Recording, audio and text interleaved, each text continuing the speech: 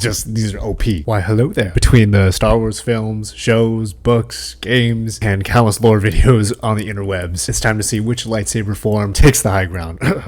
In this list, we'll be ranking the classic 7 base lightsaber forms, assigning just one lightsaber form to each given letter rank. So no forms will be taking the same spot in this case. Totally understand there's been some new lightsaber form variations in the expanded universe and lore, especially from recent games like the Jedi Survivor series with Cal Kestis. Amazing character if you haven't played the games. And there's other unorthodox forms like Jar Kai that won't be included in this list. Not going to be included since it's just not one of the base lightsaber forms. It's a little bit tough with the variations. One last disclaimer is we're going to be looking at this list as objectively as we can through the lens of a lightsaber wielder only being able to use one lightsaber form. If you could only use one form and you only knew one, which one would you pick? And this is just going to be my opinion on what I think you would want to go with in order to win and survive. Sorry, Rey fans, you can leave the chat because today we will not be all of them. I would say for those of you who are newer to the Star Wars universe, this might be a little bit confusing and a little bit daunting. Many of these lightsaber forms are not really addressed directly within films, let alone the expanded lore, TV shows, and books. Many of these are just going to be sprinkled about throughout a lot of the comic books, expanded lore, and video games. So here we go. We got our trusty tier maker here. Just as a recap, S tier is the best, and you want to be somewhere up near this S tier, A tier, B tier, and then we have our weakest forms at the bottom. So between D, E, and F, you definitely don't really want to be sitting in F tier. The numbering's a little bit interesting here, how they set it up on this template, but we have our 7 forms, and you'll kind of see form Juyo and Vapad at the end both have number 7. There's a reason they're both kind of tied together, so we'll get into that in just a second. Then you'll also see that form Xian and Gemsho are also tied together with a number 5, and I'll go ahead and explain that in just a second. So to dive in, we will start with F. So who is the failure of the bunch? And that will be form number 1, shii-cho. Now, I know many of you probably have heard of shii-cho. It's mentioned, I believe, in the Clone Wars. It's mentioned throughout the Knights of the Old Republic video games. This is a totally fine form, and I don't want to bash on it even though it's an F. Some great Jedi Masters who typically utilize this form would be Yoda and then Kit Fisto as some notable Jedi. Essentially, this form is kind of like your general high school education. Everyone should know it. It's typically what the Padawans and the younglings are learning in the temple, and it's what you're going to fall back on if everything else is failing on the battlefield. Many of the Jedi that went into the battle in Attack of the Clones into the Jedi battle scene on Geonosis in the arena were falling back on a form like shii-cho that is able to usually handle many opponents, can handle projectiles. It's a very simplistic form, and it really takes you back to the basics. So it could be a formidable form, just got to really make it special. Jedi Masters like Kit Fisto mastered this form to a T, so he was able to handle this with both a single-bladed lightsaber, and then he was also able to utilize shii-cho with multiple lightsabers when he was fighting General Grievous in the Clone Wars on one-on-one single-handed combat. Its weakness is because it's so simple, and since many users have mastered the form of shii-cho, or at least know how to utilize it, it's very easy to counter, and it's very easy to find openings and break through just because there's a lot of lack of depth. So how do you create that variation that throws your opponent off? And shii-cho is typically not going to be doing that. I will say Kit Fisto did last for about 2 seconds versus those other Jedi in episode 3 against Emperor Palpatine. So there is that. Our next form is going to be Ataru. So this is form number 4. We're going to drop this one in E tier. Ataru is a very interesting form, and my personal favorite Jedi uses this form as their primary stance. That's Qui-Gon Jinn. It required a lot of physical and mental strain. It's a very acrobatic form, and it's a very aggressive form. Ataru is explained as a form that specializes in single-handed combat, highly aggressive, and it really focuses on pushing the momentum and pressure onto the opponent. Some members who used Ataru would be Qui-Gon Jinn, Obi-Wan Kenobi as a Padawan. Even though he still utilized the form, it wasn't his primary form after Episode 1, The Phantom Menace. Yoda also utilized Ataru as his primary lightsaber form, fighting usually one-on-one opponents. He used Ataru when he was fighting Count Dooku, and then he's also utilizing Ataru in Episode 3, Revenge of the Sith, when he first starts dueling Palpatine in the Senate. Obi-Wan Kenobi was able to defeat Darth Maul as a Padawan with this form. The main weakness is usually just based on how much it taxes the user while they're using Ataru. So Qui-Gon Jinn just wasn't able to really utilize those acrobatics to the best of his abilities when he was fighting Darth Maul before Darth Maul skewered him. Rest in peace. Ezra Bridger is also a character from the Rebels series, a more modern character that utilizes the form Ataru. So usually the user is either very physically gifted or is very connected to the Force to utilize those acrobatics. But as we know, Ezra is a special case because he's very, very strong with the Force. So definitely not a bad form, but just because of how strenuous this form is overall, it's typically not something that you're going to last long enough in a battle unless you can master it to be able to take you up to that S tier. So before we leave the world of Ataru, there's something really cool within the Star Wars Rebels show. If you haven't watched it, I highly recommend it. There is a battle, spoiler alert, Obi-Wan and Darth Maul face off on Tatooine. Initially, you would think it's not very exciting because it's super short. So initially, Obi-Wan begins with using the form Soru, his primary lightsaber form that Darth Maul is accustomed to seeing utilized by him. But he changes and initiates the form Ataru, the same stance that Qui-Gon Jinn initiated before Darth Maul obviously skewered him. Obi-Wan knows this and uses it to his advantage and makes a pivot from the form Ataru, just simply throws Darth Maul off. So it's really, really cool, and it's one of the best examples of seeing how there's a very mental aspect of dueling in Star Wars. All right, so we're moving to our D tier. That's going to be Makashi, form number 2. Well, I apologize to y'all who are Count Dooku fans. My first exposure to Makashi was actually in the Knights of the Old Republic video game number 2, when you're learning the different forms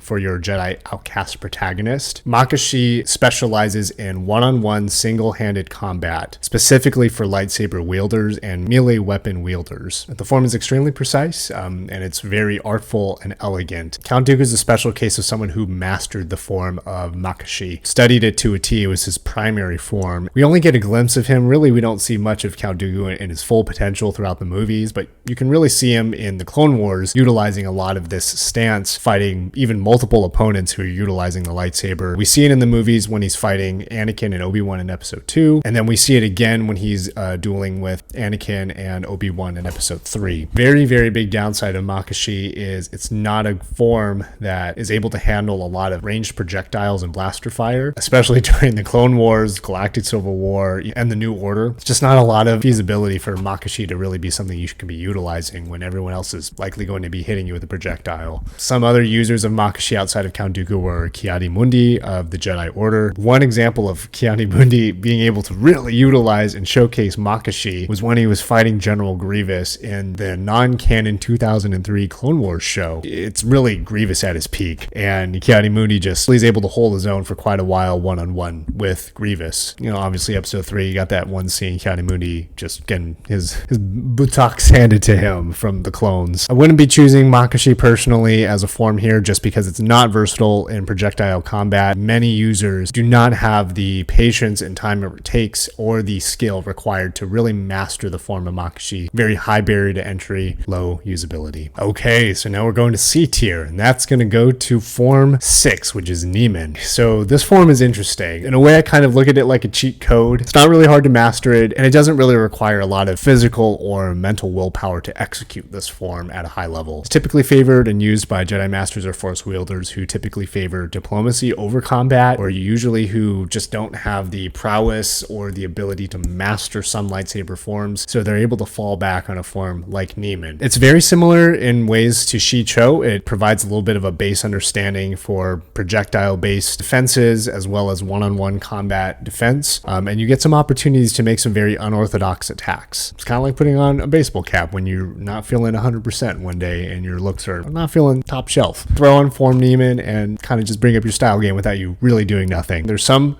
dark side wielders specifically who utilized form Neiman and were able to create different variations and unorthodox movements that allowed this form to become very deadly. Some of those users would be Darth Maul, General Grievous, the Grand Inquisitor, and then Exar Kun from the Old Republic. However, Neiman, similar to something like shii-cho, could definitely be exploited by some true masters who could recognize the form, such as like Obi-Wan Kenobi fighting General Grievous. Darth Vader was able to break through a lot of forms of Neiman, and then there's Darth Revan, who was able to break through a lot of different forms of Jedi and Dark Jedi. They were using the form Neiman that was very popular in the Old Republic era. Alright, so now we're getting into some of my favorite forms, and this one is going to be Soru, Form 3 in our B tier. Now, before you Obi-Wan fans come at me, I know he's our Lord and Savior, this form is honestly one of my favorites. It's really probably what kept Obi-Wan and Yoda both alive during the Clone Wars. If more Jedi probably mastered and spent time on Soru, they probably would have made it through the Clone Wars and Order 66. Primarily defensive style, utilizes a lot of tight and controlled movements where the lightsaber is kept very close to the body, not a lot of wasted movement, focuses on a lot of patience, waiting for an opening to strike, and minimizing all exposure of the body for openings that an opponent could exploit. This form also really shows itself for Obi-Wan when he's fighting characters like Count Dooku and General Grievous. Typically, Makashi would break through form Soru of someone who had not mastered the form very quickly, but because Obi-Wan had mastered the form of Soru, he's able to hold his own fairly often throughout the Clone Wars against Dooku, and then specifically he was able to defeat General Grievous just simply by waiting for the right moment to strike. It's really a fantastic form when all else fails to kind of get you through for survival against both projectiles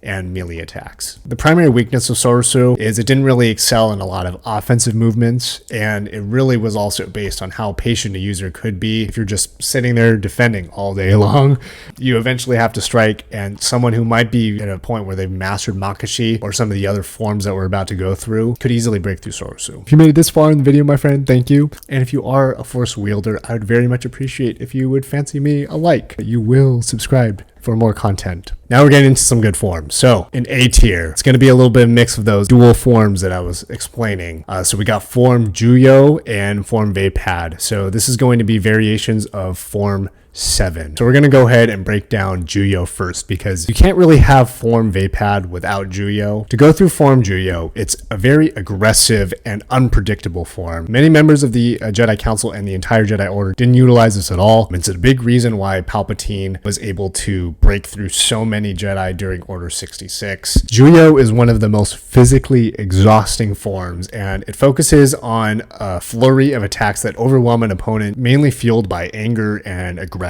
So it's definitely more of a dark side or dark Jedi wielder's form, and it doesn't really follow a lot of the different forms and values that the Jedi would typically follow. The issue with Juyo is it lacks a lot of defensive focus, so you're leaving yourself open to a lot of attacks, but you're trying to make up for it for the amount of assault and pressure that you're putting on them with those aggressive and hard-hitting attacks. Some of the most formidable users of Juyo would be Darth Maul. There was also Master Kavar, and then Darth Revan also utilized Juyo. Revan utilized a lot of different lightsaber forms as a master duelist, but Juyo was one of his primary forms.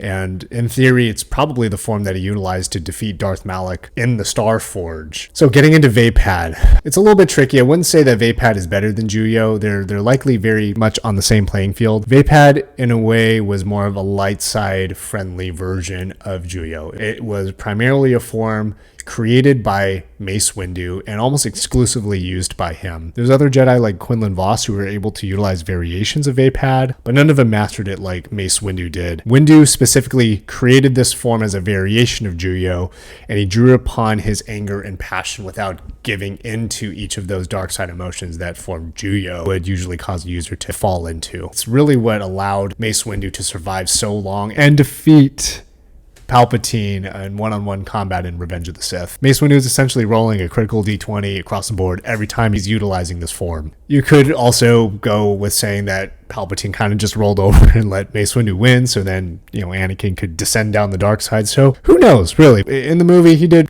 pretty much beat Palpatine and, turn his face into a rubber duck. So if a user were able to physically maintain these variations of forms, whether it's the darker Juyo form or the lighter Vaapad form, you'd likely be able to overwhelm your opponent to the point where they're not going to be able to do anything. It's going to break through most all of these forms, like Soru, likely Makashi, that are in those one-on-one scenarios.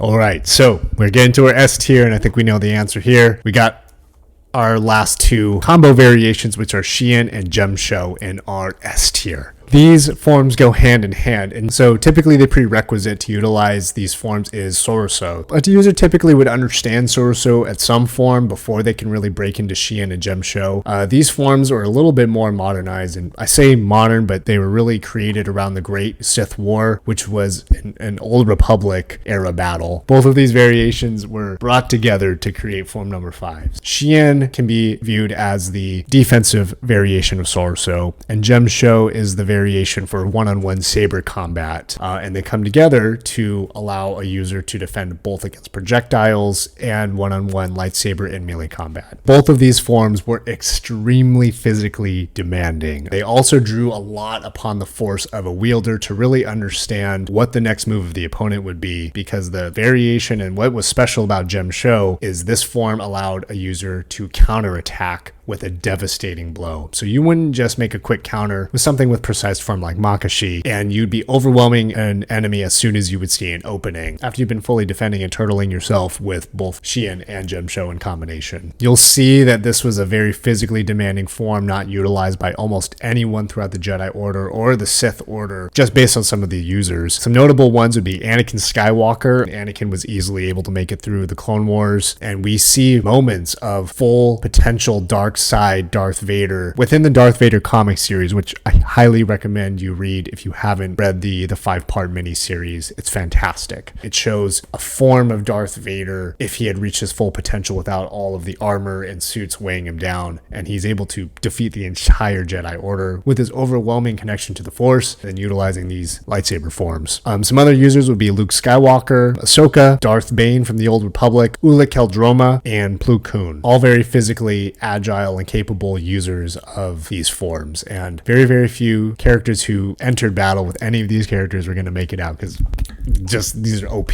Absolutely OP. What are you going to do when you're facing someone who understands Soru to a highest form, but has the physical prowess to just overwhelm you in combat as soon as an opening is available? So there's little to no weakness in either of these forms. The only weakness is it just is, again, it's physically taxing, kind of tying back to Ataru, but most of the time you're not going to even be starting up this form if you can't physically handle utilizing it. So this one's pretty much the one I'd be rolling out with if I was physically capable to handle the strain of both of these forms. Just to bring it back, to be honest, your boy probably wouldn't be using the Chosen One type of powers or Grandmaster Luke situation. If I had to pick a form for me, if I was in the Jedi world, I'd probably be living somewhere around the form of Soru, just so I could, survive through the Clone Wars and, find my way. Obi-Wan Kenobi and the way he utilizes his lightsaber forms throughout the films and the expanded lore, one of my favorite characters, and you really don't see too many users of Soru to a high level at the form that Obi-Wan was able to master it at. Well, I thank you, Master Force wielders and Padawan younglings, for sitting through the end of this video. If you have any other recommendations for different lightsaber forms that I didn't cover in this video, or if you think that there are different lightsaber forms that should be in the S tier, please drop them in the comments, let me know. I'd really love your thoughts, and I love diving into the side of the Star Wars lore. Alright y'all, thanks for watching the video. Subscribe for more. Always remember to stay down to be down. Peace.